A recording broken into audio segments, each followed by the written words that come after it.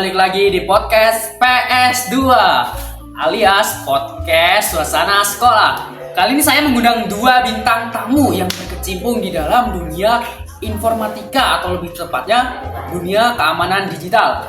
Tentunya yang pertama ada dari Mas Jidan, silakan masuk. Halo Mas Aga. Silakan duduk. Ada Mas Akfa juga. Halo Mas Aga. Halo Mas Aga.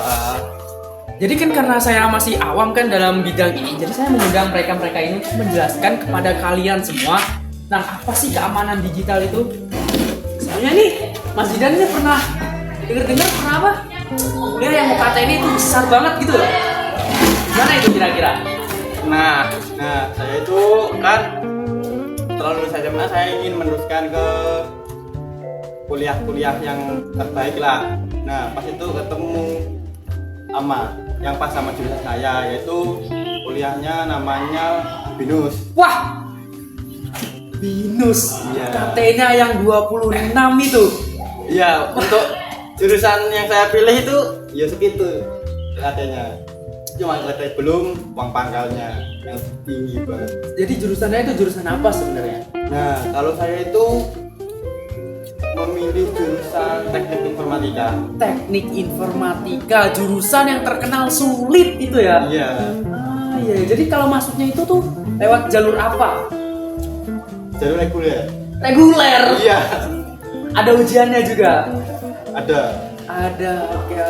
Kalau Mas Akfa sendiri? Tenang, santai di sini, jangan gugup. Tenang kan? Apa nih pertanyaannya? Mas Akfa ini dari lulusan apa? Lulus dari universitas mana? Saya itu ya lulusan tahun 21 ya, mas, teman-teman COVID. Ya. Itu dari Universitas ITS. ITS, Institut Teknologi 10 November. Ya. Kalau Mas Jidan tadi lulusan tahun berapa? Oh iya, kalau aku itu lulusan tahun 2020. Beda 1 tahun lebih. Kelas saya ini ya, kelas Mas saya. apa? Nah, gimana ceritanya Mas Jidan tuh bisa berkecimpung dalam dunia informatika ini? Nah, itu kan sebelumnya kan setelah lulus SMA itu saya itu masih bingung. Aku mau lulusan kemana ya? Kemudian aku kan mencari terus penuh untuk pekerjaan yang ada prospek masa depannya itu setelah kuliah kan banyak sekarang itu dalam bidang apa itu namanya digital. Nah, yang aku cari pas di teknik informatika.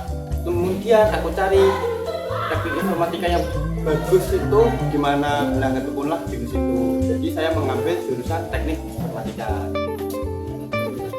Kalau Mas Afa gimana ceritanya itu? Ya waktu itu kan untuk aktivitas 11 itu ya, ada studi tour ke Bali. Tapi mas sekolah itu kan cuma studi kampus ke ITS. Makanya saya tuh ya jadi pengen kan ke ITS. Dan ya, setelah lulus saya les, latihan, alhamdulillah jadi terima di jurusan elektro. Teknik elektro. Jadi gimana kalau sekarang itu ada di mana setelah lulus gitu? Nah, kalau saya itu setelah lulus alhamdulillah sudah keterima di perusahaan yang cukup besar, startup. Wah. Ya. Jadi ada di bidang apa sekarang di perusahaan? Nah, kalau saya itu mengambil di bidang keamanan digital. Keamanan digital. Iya. Oke. Kalau Mas Afa sendiri sekarang lagi di mana? Ya anehnya saya sekarang jadi PLN. Oh, oke. Nah, ini kan topik kita pada hari ini tentang keamanan digital. Nah, apa sih itu keamanan digital tersebut? Nah, keamanan digital itu kan keamanan kan artinya aman, jadi melindungi. Jadi saat kita bermedia sosial atau melakukan peralatan digital gitu kan, kita harus menjaga atau melindungi data diri kita agar tidak diambil oleh orang lain. Jadi gimana sih caranya melindungi data-data kita agar tidak diambil oleh orang lain? Nah, apa itu masalah-masalah digital, keamanan digital kan banyak ya, seperti phishing, malware, ransomware atau yang lainnya. Nah, agar kita aman dengan tindakan seperti itu, kita harus menjaganya, yaitu biasanya kalau akun Google ya, akun Google itu melakukan yang namanya verifikasi 2 langkah atau tidak mengklik link-link yang mencurigakan agar tidak terkena phishing. Nah, generasi kita kan sekarang kan generasi Gen Z kan, Iya. itu lebih melek akan teknologi. Ya. Kalau generasi di bawah kita atau generasi milenial itu kan melek teknologinya masih sangat kurang kan. Nah, itu bagaimana mereka mengatasi tentang keamanan digital tersebut? Gimana kalau menurut Mas Arfa? Ini kan soalnya di bidang elektro gitu ya. Pernah waktu itu ibu saya tuh pernah juga punya kertas karena ya itu kurang melek. Kayaknya saya sarankan itu tadi ya harus berarti akunnya diamankan pakai password yang udah betul udah kayak tetap ya. Dan butuhnya kesadaran. Iya benar. Mungkin bisa tanya yang lebih melek itu kayak saya. Tek. Mas Arfa ini masih kerja di bidang teknik tersebut atau sudah ganti apa bagaimana? Masih di dalam teknik elektro itu? Kalau ya masih aja, soalnya masih bisa uang untuk menghidupi saya dan orang tua saya. Dengar nih ya, Mas Arfa ini pernah punya masalah dalam bidang media sosial gitu. Itu ibu saya waktu itu punya kertas gara-gara ya passwordnya lupa diganti, nggak verifikasi dan dia waktu itu mencet link yang mencurigakan gitu. Jadi phishing, jadi akunnya terambil. Oke. Oh iya, mungkin dari teman-teman kita kan belum ada yang banyak yang tahu ya tentang informatika atau kata-kata di dalamnya gitu. Jadi kalau boleh tahu phishing itu sebenarnya apa? Nah, tadi kan kayak bahas-bahas phishingnya. Nah, phishing itu ada sebuah kayak enaknya bilang kalau di email itu kayak ada email yang isinya itu link. Biasanya link itu dibalut dengan kayak iklan-iklan. Jadi kan kayak kita tertarik kan, kemudian kita mencet link itu. Nah, apa saat kita mencet link itu, biasanya informasi pribadi kita itu bisa ya keambil. Jadi seperti password, email, data diri yang lain itu bisa diambil orang yang memiliki link tersebut. Itu. Kalau misalkan ini kan tadi kan lewat Gmail kan itu kan kalau saya pernah mengalaminya sendiri kan itu ya. Ada yang mengirim file lewat WhatsApp itu kayak seperti undangan gitu. Katanya kalau diklik itu bisa meretas data-data kita. Nah, bisa. Nah, kalau itu namanya malware. Malware itu namanya seperti program yang dibuat untuk yaitu mengambil alih sistem komputer atau sistem HP kita seperti itu. Jadi data-data yang ada di HP kita itu diambil sama yang memiliki atau yang membuat malware tersebut. Kalau untuk solusinya, kalau misalkan kita yang terkena phishing atau malware tersebut itu solusinya kita harus apa? Nah, kalau bisa ya sebelum kita mengambil atau sebelum kita mengetahui setelah mencet link tersebut, kita harus secepat-cepatnya untuk melindungi akun kita seperti langsung mengganti password atau yang lain-lainnya.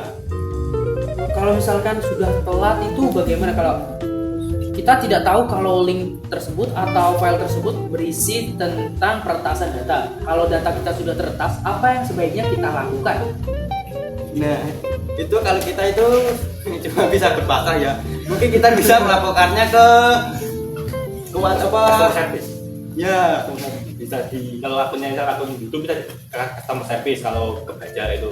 kalau nggak bisa itu bisa ke polisian atau ke kominfo terdekat lah. Untuk Kalau misalnya bank bisa ke kenal lah. nah ya, kalau bank itu bisa ke customer service bank. Oke. Wah, dari tadi kita ngobrol lama gini nggak ada sugan ya? Nah, benar. Yanto, ambilkan minumannya dong.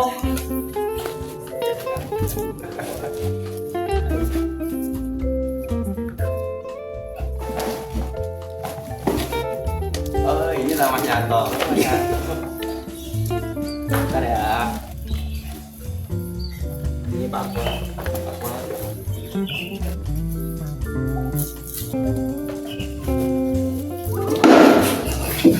Gimana sih? Hati-hati dong. Gugup. Pelan. Makasih Mas Yanto. Hati-hati. Silahkan diminum, biar nggak tegang.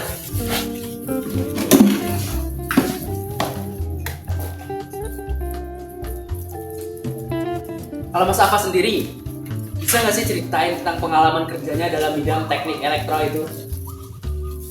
Gak banyak sih, yang gak banyak saya ceritakan sih, ya itu aja Pak, kayak gak ada yang masalah ke sana kita atur salahnya. Tapi ya angka biasanya lumayan ya. Saya kan kurang tahu nih dalam bidang teknik-teknik elektro itu apa masih keterkaitan dengan teknik informatika ini, saling berhubungan atau bagaimana? Ada ya ke server itu kan butuh teknik informatika gitu, dia agak kertas itu harus dijaga. Nah, oh ya, untuk Mas Aga nih, cara melindungi akun kamu gimana? Waduh, ini nih. Apakah sudah aman? Saya nih ya, orang yang biasanya lupa. Wah, Dan akun saya ini lumayan banyak. lupa semua. Jadi saya memakai satu sandi buat semua akun. Aduh, itu kalau kena satu, semuanya kena itu. Jadi apa gimana? Apa sebaiknya diganti atau gimana nih? Soalnya kan untuk orang yang lupa seperti saya itu, kalau banyak akun apalagi dengan berbagai password itu sangat-sangat merepotkan gitu. Jadi sebaiknya bagaimana? Nah, bisa kalau akun yang penting toh, itu cuma satu akun itu bisa. Tapi kalau biasanya kalau dibuat untuk apa website punya orang lain, kalau bisa itu hadinya beda, jangan sama yang akun pribadi. Jadi nanti kalau ini tahu akun kita nggak kena semua seperti itu. Oke. Jadi ya kalau lupa mungkin bisa, kalau satu akun semua akun satu password mungkin bisa.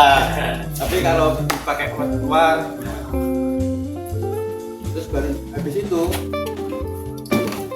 Mas Arga sering nggak pakai wifi publik?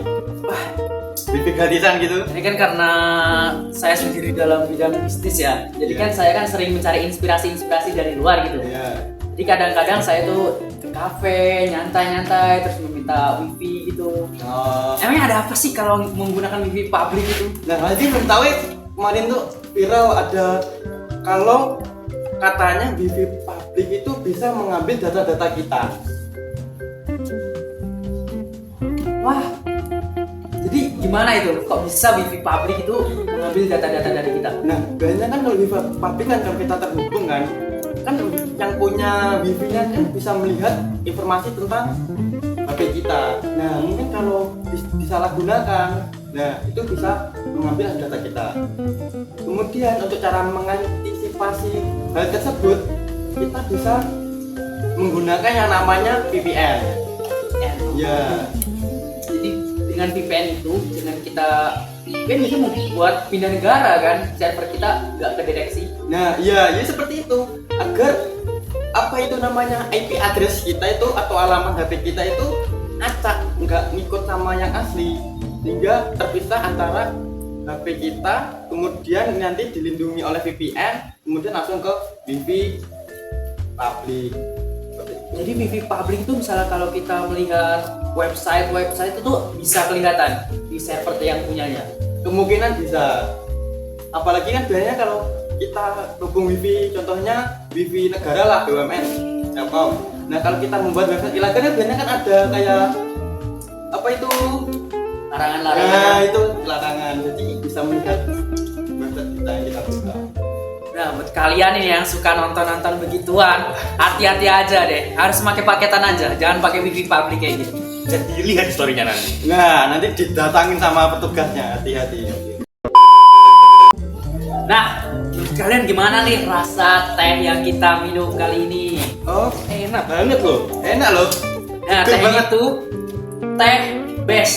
Berbeda dengan teh-teh lainnya, teh ini dipetik secara alami dan langsung pada hari itu dan langsung diproses juga pada hari itu. Jadi teh ini tuh berkualitas dan sangat Mantap ya ini. Yang manisnya ini Enggak. dari gulanya ini ya, enggak bukan beras ya apa ya? ya ini dari gula alami. Jadi enak gitu. Oh, dari stevia. Ya, Ini enggak? itu dia. Ini apa enggak? Manisnya pas manisnya. Pas dan rasa tehnya itu enak itu loh.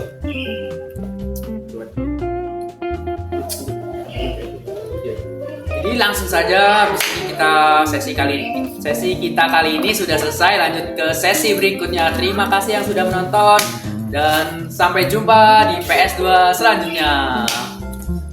Terima kasih.